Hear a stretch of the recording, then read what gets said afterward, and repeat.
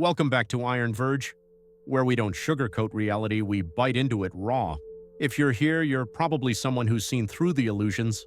You've heard the fairy tales, you've watched the double standards, and maybe, just maybe, you're ready for the truth. Today, we're diving into one of the most controversial red pill topics, what it really means when modern women hit the wall. The phrase sounds brutal, and that's because it is. But it's not about mocking anyone. It's about understanding a harsh biological, psychological, and societal truth that's been buried under decades of feel-good lies. Let's start with biology. Like it or not, a woman's fertility doesn't care about her career goals or Instagram following.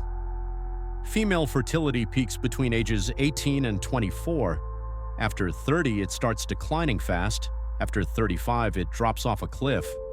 And by 40, it's game over in most cases, unless you're rolling the dice with risky IVF procedures that cost tens of thousands and rarely work after a certain point. This isn't misogyny, this is human physiology. Yet somehow in the modern world, women are encouraged to spend their 20s finding themselves, chasing their dreams, or living their best lives, usually involving partying, traveling, dating around, and avoiding commitment like it's a disease. All while assuming that once they hit their 30s, Prince Charming will be waiting on the other side of the carousel with open arms. But here's the catch: Prince Charming has options, especially if he's built, successful, and understands his value. The men women overlooked in their 20s, they're the same men who rise in their 30s and 40s, and they remember how they were treated. If you've ever seen this play out in real life, the girl who partied her 20s away only to panic at 35, hit that like button. You're not crazy, you're just awake. Hitting the wall isn't just about physical looks. Yes, aging changes your face, skin, and body. That's biology. But what makes the wall brutal is not the physical, it's the psychological. In their youth, many women are told they can have it all. They're praised, validated, handed attention on a silver platter. But once that attention fades, reality creeps in. The DMs slow down. The dating pool shrinks. Suddenly, the men they used to ignore aren't responding anymore. Worse, some of those men are now dating younger women, the same age they once were when they were at their peak. That's the part that stings. The wall is a wake-up call. But society doesn't prepare women for it. In fact, society lies. It tells them they're goddesses at any age. It tells them 40 is the new 20. It tells them men should man up and love them for their minds, while they themselves admitted to ignoring decent men for years because they lacked excitement. Modern feminism created a generation of women who think time stands still, but it doesn't. The clock ticks for everyone. The wall isn't sexism, it's the intersection between biology and choices. And before someone screams, "What about men?" let's clarify something.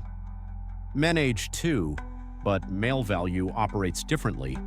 A man's value is based on what he builds, his resources, status, strength, mindset, and discipline. And those things often don't peak until much later in life, which is why a man at 40 can pull a 25-year-old woman, while the reverse is a rarity. Harsh? Yes. But this is Verge.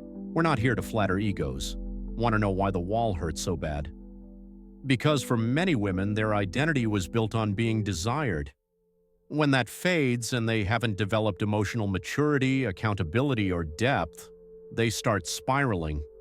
They look around and realize the men they rejected have moved on. The men they want aren't interested, and the men who are available, not so appealing anymore. That's when the panic sets in. And suddenly all the empowerment quotes on Instagram stop working. The wall isn't the end, but it is a turning point. It separates the women who were lied to from the women who are ready to grow. And this is where MGTOW men come in. Men who've chosen the MGTOW path have seen this cycle repeat over and over. They're the ones who were told to wait their turn, work hard, be patient, only to watch those same women chase bad boys, party until 30, then come crawling back with baggage and expectations. MGTOW men are done playing that game. They understand their value increases over time. They don't chase approval. They invest in themselves, fitness, finance, mindset, and they watch as the same people who dismiss them start looking their way again, but too late. Drop a comment if you've ever been Plan B. If you were once ignored but are now seeing her hit the wall, your story needs to be heard. The saddest part? Many women aren't even aware of the wall until it's already hit them. You'll hear them say things like, "Where did all the good men go?" or "I'm just focusing on myself now," while secretly scrolling through old messages hoping someone they ghosted 5 years ago is still available, and society will keep lying to them. Dating coaches, girl boss influencers, and mainstream media will tell them to never settle, to hold out for the man who checks all the boxes. But reality doesn't play by emotional rules. This isn't to gloat, this is to reveal. The game was never fair, and men have been shamed into silence for decades, but not anymore. The MGTOW movement isn't about hate, it's about opting out of a broken deal. A system where men are only valued for what they provide until they stop providing, then they're disposable. Where loyalty isn't rewarded and betrayal is normalized. MGTOW men don't hate women, they just refuse to be used by them.